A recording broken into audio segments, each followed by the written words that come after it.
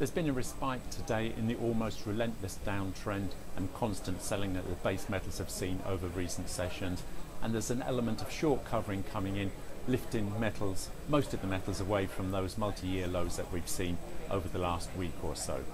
So in the case of the copper market, it has dipped below $4,500 a tonne, did get close to yesterday's low of $43.5 per tonne. That was the lowest since mid-2009, but it's moved back above $4,500 a tonne, holding round about that pivot level as we go into the afternoon session. As we say, short covering coming in after those recent declines. Similar picture in other metals as well. In the case of nickel, it got down to $81.45 earlier in Asia. It's moved up a couple of $100 since then, but that low was a fresh low since June 2003, and that market is seen coming under renewed pressure in the short to medium term.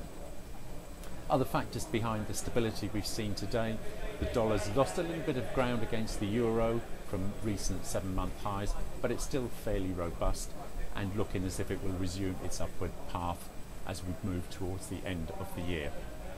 On the data side today, markets are waiting for some important US figures on GDP, which is expected to show annualized growth of 2%, as well as consumer confidence and Richmond manufacturing index figures.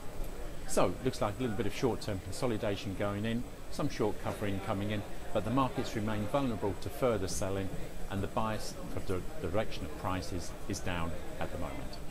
This is Martin Hayes of FastMarkets on the floor of the LME.